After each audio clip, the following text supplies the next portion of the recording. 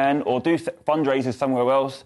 And let's just try and get this retreat up and running, because it's so important. It is what do your mates think of what you're doing? I mean, and other people in the forces, but obviously former colleagues as well. I can tell you that because on there's loads of stuff online now. You're getting a lot of support from the guys in HCAV, aren't you? I am. They're doing such a great job. Yeah, they've helped raise so much money, and they helped raise a lot of money to even get us to the point of becoming a charity, because that takes a lot of money as well. Because I presume that you've talked it through with so many of them, obviously, to try and figure out whether what you're doing is what is needed, and they must all have a view. Yeah, they absolutely love it. I mean, those who know me know how crazy I am. I do things like this, not like this is extreme, but I do challenges all the time. So they're in no doubt that I'm going to do it and it's going to happen.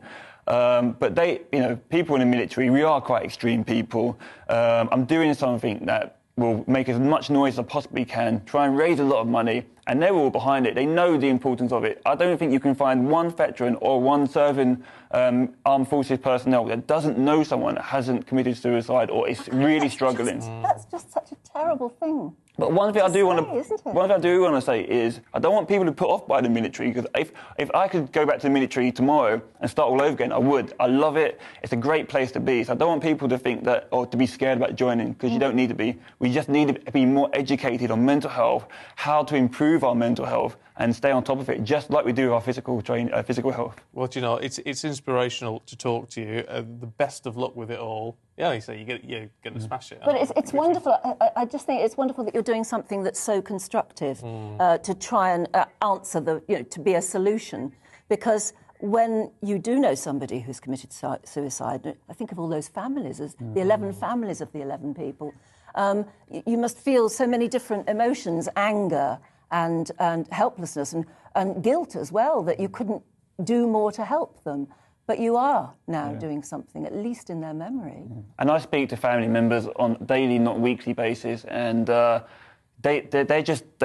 very lost. They don't understand why. And most of them they say there was no sign. They had no idea, because people in the armed forces were very proud people. So we're not going to let on. We care about people. We're protectors, so we're not going to let people know often that we've got a problem. So we will disguise it, which is why it's so important to have a retreat like we're going to have, where you can just load yourself onto the course. You don't have to have a medical evaluation, and you don't have to ask for help. All you're going to do is say, I want to better myself, and we're going to give you the tools. And then we've got an 18-month package already set up for people to continue helping themselves in their day-to-day life. I mentioned earlier that it's, as we know, sadly, in this country, it is the biggest killer of young men. But obviously there are women in the armed forces as well. Are they similarly affected, or is it very much a young men thing? It's very difficult to work on the statistics like that, but I do personally know females in the military who have phoned me up, who have spoken to me, and they suffer a lot. They suffer tremendously. They don't always seem to fit in the suicide bracket for whatever reason, whether maybe women are better at talking and expressing, and men trying to bottle it up for too long until it all explodes. But women, they have problems just as much as men, so it's definitely not just gender specific. Look, I mean, we were saying you were HCAV. I hardly dare ask.